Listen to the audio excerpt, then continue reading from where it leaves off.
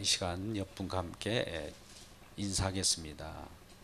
예수 그리스도를 통하여 당신을 봅니다. 인사하겠습니다. 예수 그리스도를 통하여 당신을 봅니다. 예수 그리스도 안에서 당신을 사랑합니다. 인사하겠습니다. 예수 그리스도 안에서 당신을 사랑합니다.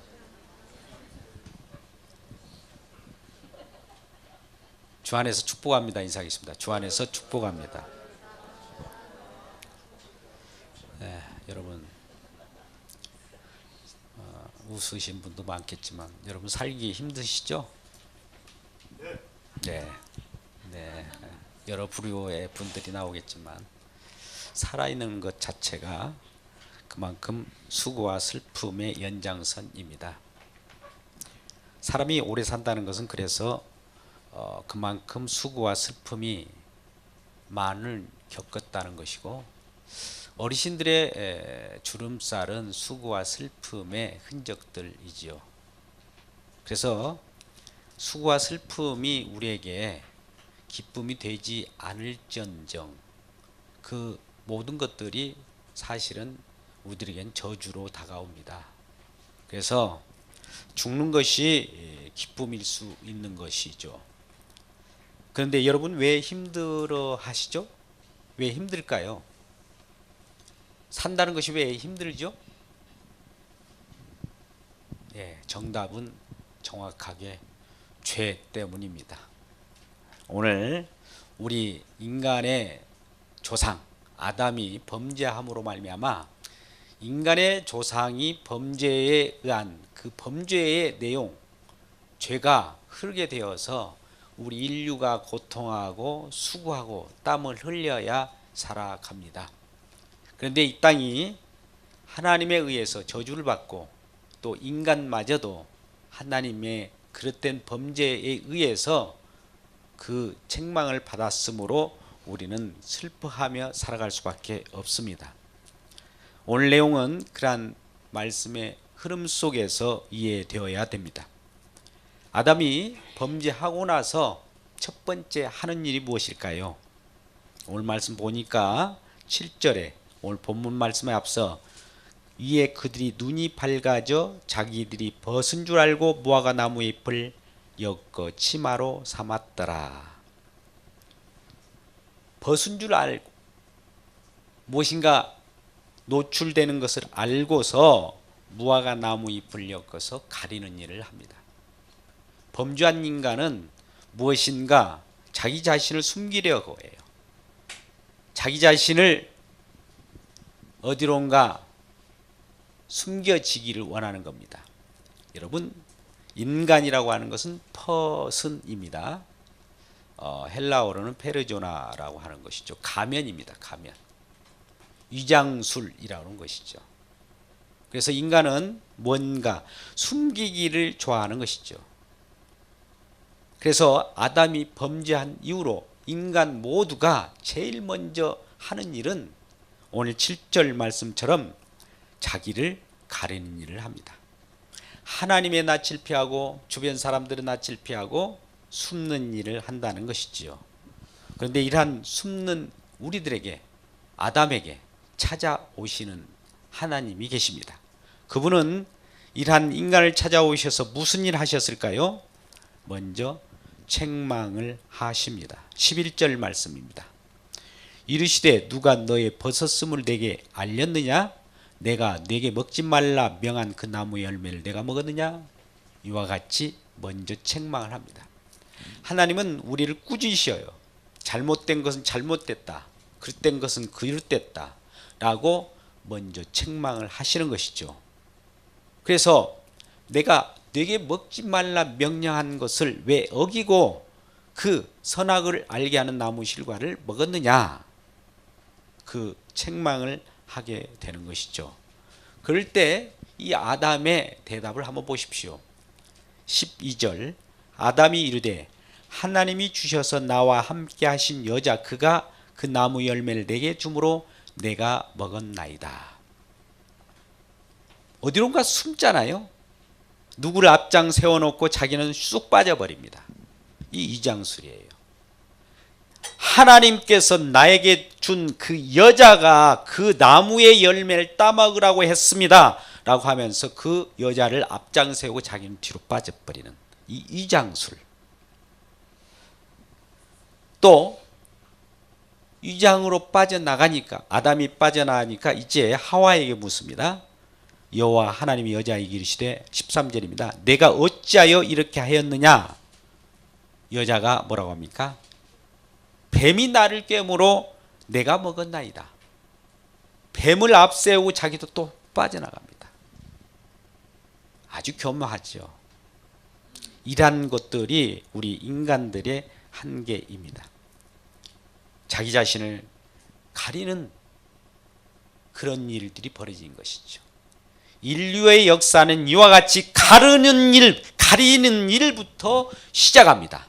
자기를 숨기는 일로부터 시작해서 문명이 발달하면 할수록 문명이라고 하는 그 뒤에 자기를 가리웁니다.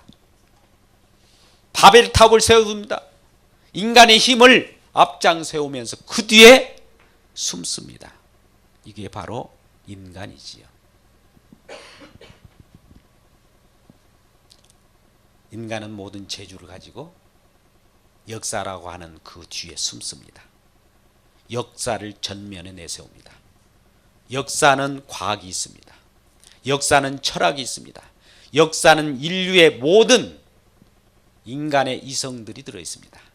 이성 뒤에 숨습니다. 그러면 하나님은 그 뒤에 숨은 우리 인간 아담들의 군상을 알아보지 못할까요? 하나님은 숨는 우리들을 그냥 모르고 계실까요? 하나님은 찾아오십니다. 숨어있는 우리들에게 찾아오시는 모습을 보십시오. 8절 9절 말씀 제가 읽겠습니다. 그들이 그날 바람이 불매 동산에 거시는 여호와 하나님의 소리를 듣고 아담과 그의 아내가 여호와 하나님의 낯을 피하여 동산나무 사이에 숨은지라. 그럴 때 여호와 하나님이 아담을 부르시며 그에게 이르시되 아담아, 여기 빠져 있지만은 내가 어디 있느냐? 예, 숨지 말고 나와라고 하는 거예요. 심지어 이 아담이 있어야 할 곳에 있지 않고 숨는 그 자체가 범죄한 인간들의 모습이죠. 여러분, 제 이치에 있지 않는 사람을 우리는 미친 사람이라고 합니다. Out of place. 제 마음 속에 떠난 자들을 또 미친 사람이라고 합니다. Out of mind. 우리 마음 가운데서 벗어난 사람도 우리 관심이 없지 않습니까? 제 이치에 있지 않냐고 다른 길로 떠난 자들, 그 자들은 하나님께서도 보시기에 하나님이 있어야 할 곳에 있지 않고 명령한 곳에 있지 할 때는 그 밖에 떨어져 있는 그 상황은 하나님과의 단절을 뜻하는 거예요. 하나님과 관계가 끝나버리는 거예요. 그 자체는 하나님이 생명인데 생명으로부터 단절이라고 하는 것은 결국 그것은 죽음입니다. 근데 오늘 지금 아담, 사람들 모습은 오늘 아담을 대표해서 말씀하고 있는 거예요. 저와 여러분도 지금 숨기를 즐거워하지 않습니까? 어디론가 사라지고 싶고 누구의 눈을 피하고 싶고 하는 것이 우리의 마음이지 않습니까? 어떻게 보면 이와 같이 숨는 데 능숙하고 또 다른 사람을 내세워서 핑계 대는데 전문가가 저와 여러분이지 않습니까? 결국 이러한 우리들의 얘기, 핑계 전문가의 얘기가 11절부터 13절까지 나오는데 결과적으로 우리 아담은 여자에게, 하와에게 핑계를 댔고 여자는 뱀에게 핑계를 댑니다. 그래서 하나님께서는 진단을 하시고 결과적으로 뱀에게부터 먼저 이와 같이 명령을 합니다. 뱀은 흙을 먹을지니라. 14절에 여호와 하나님이 뱀에게 이르시되 내가 이렇게 하였으니 너는 모든 가축과 들의 모든 짐승보다 더 저주를 봐라. 배로 다니고 살아있는 동안 흙을 먹는다. 여러분 이건 상징입니다. 여러분 뱀이 흙을 먹는 거 봤습니까? 뱀은 흙을 먹지 않습니다. 자, 그런데 이 말씀과 더불어 17절 말씀 보십시오. 아담에게는 이와 같이 말씀합니다. 아담에게 이르시되 내가 내 아내의 말을 듣고 내가 네게 먹지 말라 한 나무를 열매를 먹었은즉 땅은 너로 말미암아 저주를 받고. 아담이 범죄했는데 땅이 저주를 받아버려요. 그래서 너는 그 땅에 살아가는 동안 땅의 저주의 소산물, 저주의 땅이 뱉어낸 소산물을 먹고 삶으로 저주의 소산물을 먹을 때 저주로 살아간다는 것이죠.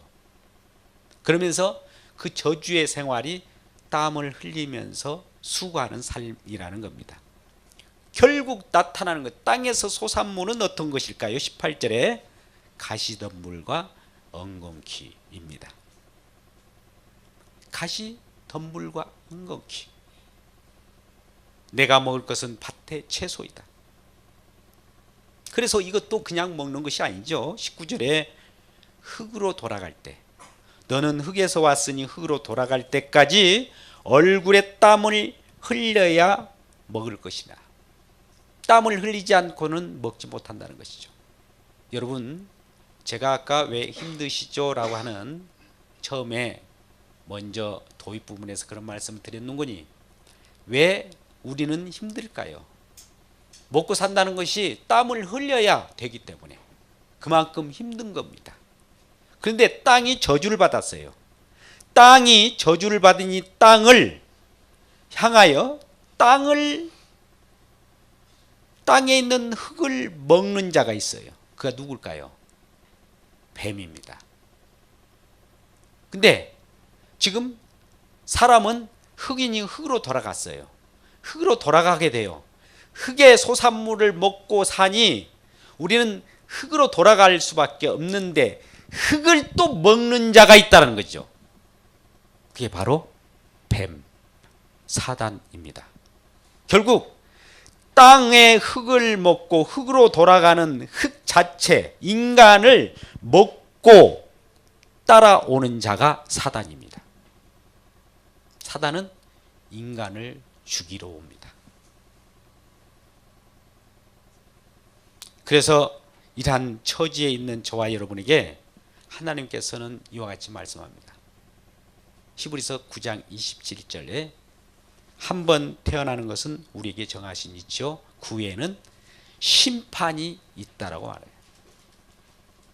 한번 우리가 이 땅에 태어나는 것은 우리에게 정하신 이치인데 땅의 소산물, 저주받은 이 땅에서 뱉어낸 그 소산물을 먹고 삶으로 저주받은 그 땅의 소산이기 때문에 그 자체가 죽음이라는 것이죠. 그러고 나서 우리는 그냥 끝나는 것이 아니라 심판이 있다는 것이죠. 심판에는 영벌과 영생이 있습니다. 어떤 자에게는 하나님의 저주를 끝까지 받고 이 토산물을 먹다가 끝까지 그것으로 말미암아 영벌 받는 자가 있습니까? 동시에 어떤 자는 이 땅의 소산물이 아닌 새로운 생명과 장차 올 약속의 말씀을 먹고 사는 자가 있다는 거죠. 이게 3장 15절에서 나타나는 앞으로 장차 그 속에서 누군가 생명을 가지고 오는 자가 있는데 그가 바로 여자의 후손으로 올 자라는 거예요. 여자의 후손이 누굽니까? 장차 우리는 마태복음 1장 23절에도 이와 같이 말씀해요. 보라, 처녀가 잉태하여 아들을 낳을 것이니 임마누엘이라 하라. 여러분, 처녀라고 하는 여자가, 여인이 그 후손으로 누군가가 오는데 그 아기가 임마누엘이라는 거예요. 그는 하나님이 함께 하신 자라는 거예요. 하나님은 생명 자체예요. 생명이 함께 함으로 그 후손에게 생명을 주어서 그 생명된 그분이 오심으로 그분을 먹고 마시고 그분의 살과 피를 마시는 자는 산다는 거예요. 그분과 함께 결합하는 자는 산다는 거예요. 그분을 믿고 사는 자는 영원히 영생한다는 겁니다. 그분하고 결합되지 않는 자는 영벌이라고 하는 것이 히브리서 9장 27절에 나타나는 심판입니다. 그래서 우리는 사단도 예수님께서 이 땅에 오셨을 때에 굶주리고 광야에서 시험을 받으십니다. 성령에 이끌려서 시험을 받을 때에 첫 번째 사단이 예수에게 와서 하는 시험이 첫 번째가 뭡니까? 돌로 떡을 만들어 먹으라고 해요. 근데 그때 상황이 어떠했습니까? 예수님은 지금 40일 동안 줄이고 계셨어요. 금식하고 계셨단 말입니다. 온통 그림은 떡만 보이는 거예요. 그럴 즈음에 돌로 떡을 만들어 먹으라는 거예요. 예수님은 전능자 하나님이시기 때문에 돌로 떡을 만드는 것은 식은 죽보다도 더 쉽습니다. 식은 죽 먹보다도. 그런데 그 말은 이 떡이라고 하는 것은 이 땅의 소산입니다. 근데 이 땅의 소산은 땅이 말미암아 저주받은 땅이 뱉어내는 소산이기 때문에 이것을 먹는 날에는 정령 죽고 반드시 죽어요. 이게 한 번 죽는 겁니다. 그럴 때 예수님께서는 어떻게 대받아쳐서 말씀합니까? 사람이 떡으로만 사는 것이 아니요 하나님의 모든 말씀으로 사는 것이라. 하나님으로 나오는 모든 말씀으로 사는 것이라는 거죠. 그러니 이 보세요. 이 땅의 소산물로 먹고 사는 자는 그런 부류가 있는가 하면 말씀을 먹고 사는 자가 있다는 것이죠. 여러분, 말씀을 먹고 사는 그 위장의 기관을 가진 새로운 족속이 탄생하게 된 거예요. 이런 자가 생명 얻은 자입니다. 이런 자가 영생을 얻을 자예요. 이런 자들은 말씀으로 사는 거예요. 약속으로 사는 거예요. 생명의 말씀인 저와 여러분이 주어지는 이 말씀으로 살아가는 것이 영원한 생명으로 살아가는 것이라 이 말입니다. 그런데 이러한 생명의 말씀을 외면한 채 그저 이 땅의 소산으로만 땅에 나는 저주받은 땅에서 올라오는 그 땅이 뱉어내는 소산물로 살아갈 때는 땅이 이미 저주를 받았으므로 그도 저주를 받아 함께 죽어간다는 것입니다. 여러분, 오늘 이러한 우리의 현실 속에 수고하고 땀을 흘리고 힘들게 살아가고 고통하는 저와 여러분에게 약속의 말씀이 주어지는데 이 말씀은 3장 15절입니다. 3장 15절을 함께 읽겠습니다. 3장 15절 말씀 다 같이 읽겠습니다. 시작. 내가 너로 여자와 원수가 되게 하고 내 후손도 여자의 후손과 원수가 되게 하리니 여자의 후손은 내 머리를 상하게 할 것이요 너는 그의 발꿈치를 상하게 할 것이니라 하시고. 자, 보십시오. 여기에 약속의 말씀입니다. 이 약속을 지금 여호와 하나님께서는 뱀과 여자의 후손 사람에게 이와 같이 말씀하시면서 이 약속의 말씀을 주시는데 이때 이 뱀에게는 여자와 원수가 되게 한다는 거예요. 그리고 뱀의 후손도 여자의 후손과 원수가 되게 한다는 것이죠. 이게 약속이래요. 자, 서로 원수가 된다는 것은 싸움입니다. 이제 전투가 일어나요. 전쟁이 일어난다는 거예요. 그랬을 때 이 최후의 전투의 전쟁의 결정판은 장차 십자가입니다. 십자가에서 여자의 후손 아가 보라 처녀가 잉태하여 아들을 낳으리니 임마누엘이라 하라. 그를 예수라 하라. 그 예수님이 오셔서 이 땅에 많은 사람들 앞에서 장차 올 세계에 대해서 천국 복음을 증거하시고 그가 십자가에 매달려 죽으심으로 사망 권세를 깨뜨립니다. 뱀의 머리를 박살내는 사건이 일어나니 그곳이 바로 십자가상입니다. 그럴 때 뱀은 예수님의 발꿈치를 물죠. 창으로 찌르고 그 족쇄를 가두는 일을 하지만 예수님은 죽음에 머물러 있는 분이 아니에요. 사망 권세를 깨뜨리고 이 세상의 어둠을 물리치면서 다시 부활하면서 살아나심으로 모든 사망과 죽음을 이기십니다. 사망을 몰고 오는 그 사단을 깨뜨리십니다. 사단을 물리쳤어요. 저주를 물리쳤어요. 저주를 축복으로 바꿔주는 현장이 십자가입니다. 많은 사람들은 그래, 저 사람은 무슨 죄를 저질렀기 때문에 왜 저주를 받아서 십자가의 저 형틀에 죽어가는가 라고 보는 반면 우리 주님은 이와 같은 저주받는 모습으로 보는 자들에게 자기 자신의 생명을 주는 자로 믿는 자들에게는 저주의 십자가가 구원의 십자가가 되게 하셨고 축복의 십자가가 되게 하신 거예요. 그래서 그 결투, 전쟁의 최후의 총화가 십자가예요. 오늘 말씀은 내가 여자의 후손과 원수가 돼가고 내 후손이 여자의 후손과 원수가 되게 하리니 하시면서 여자 후손은 내 머리를 상하게 할 것이고 너는 그 발꿈치를 상하게 할 것이라 라고 하는 오늘 십자가의 내용이 15절의 말씀입니다. 여러분, 이와 같은 결투에서 누가 승리를 하셨죠? 여자의 후손이 승리했습니다. 그러면 이러한 승리의 내용들이 우리에게 주어졌을 텐데 예수가 승리했기 때문에 예수를 따르는 모든 자들은 승리한 거예요.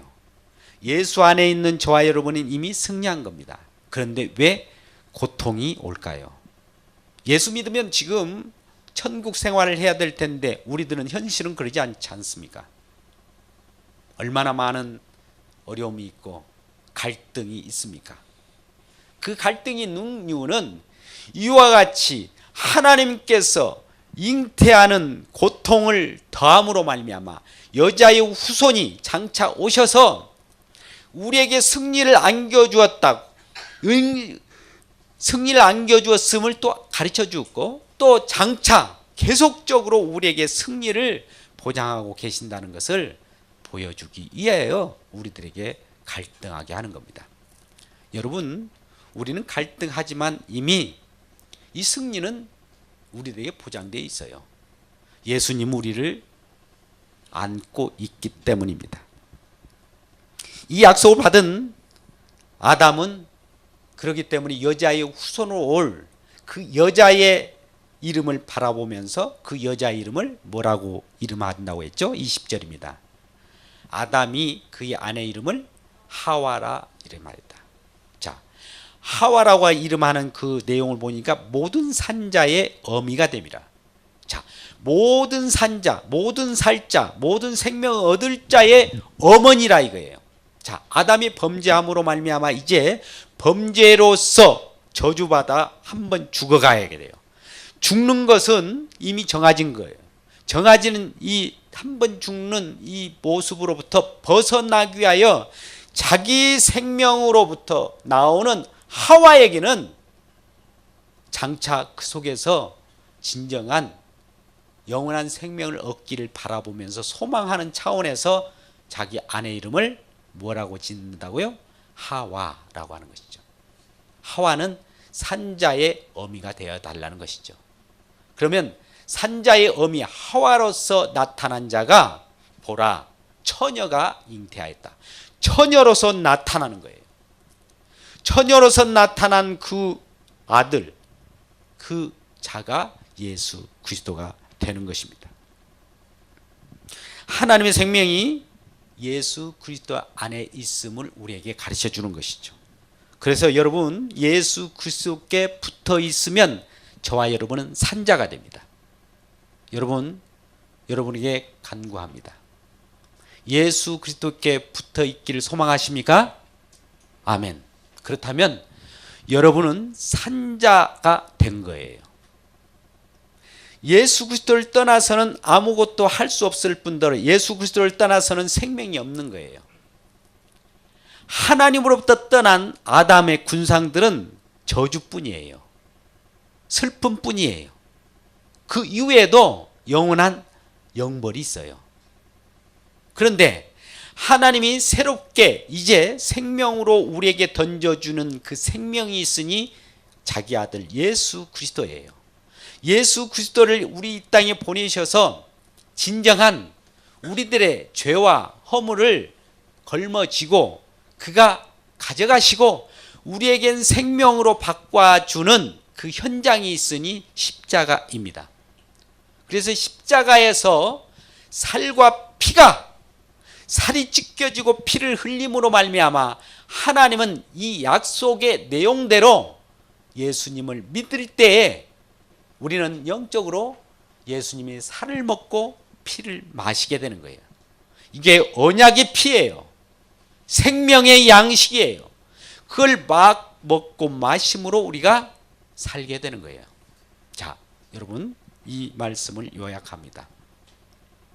이 땅은 아담의 범죄로 말미암아 저주를 받았어요. 땅에서 나는 소산물을 먹어봐야 결과적으로 그건 죽음뿐입니다. 그래서 우리는 이 땅에 살아갈 때는 그 소산물을 먹고 한번 죽어요. 그러나 하나님께서 말씀하시기를 말씀으로 다시 사는 자는 생명을 얻는다는 거예요. 내가 떡으로만 사는 것이 아니로 하나님의 말씀으로 산다는 것이죠. 근데 말씀이 무엇이냐? 하나님이라는 거예요. 요한복음 1장 1절에 보면 태초에 말씀이 계시냐? 이 말씀이 하나님과 함께 계셨으니 이 말씀은 하나님이시라는 거죠. 하나님은 그 자체가 생명이신데 생명으로 우리에게 내어주심으로 하나님과 단절되었을 때 죽음이었던 우리들이 이제 하나님과 결합하는 일이 벌어졌는데 그 결합하는 방법은 예수를 믿는다는 거예요. 예수를 믿을 때 예수님의 생명과 결합함으로 말미암아 산자가 되어요. 산자가 되었을 때 우리는 영원한 생명을 얻는 자가 되었다는 것입니다. 그래서 오늘 이러한 우리가 하나님의 말씀을 거역하고 저주 속에 슬픔 속에 살아간다 할지라도 그 속에서 그분을 봐야 한다는 겁니다. 여러분 우리 인생 가운데 그분이 보이십니까? 그분을 보고 계십니까? 아니 그분을 보실 겁니까? 네, 그분만이 우리의 영원한 소망입니다. 현실의 문제의 해결책입니다. 그분이 답이에요. 그 외에는 아무 소망이 없습니다. 아무리 위대한 일, 문명, 또 과학 이것 가지고 우리를 가리고 전면에 내세우면서 숨을지라도 그것은 영원한 생명이 될 수 없어요.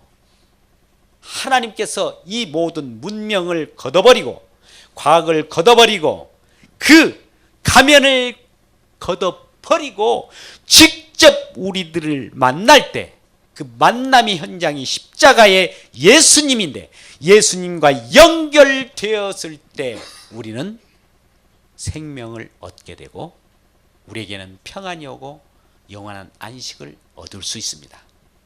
그 속에서 예수 그리스도를 발견한 저와 여러분 되시기를 주님의 이름으로 축복합니다. 기도하겠습니다. 하나님 아버지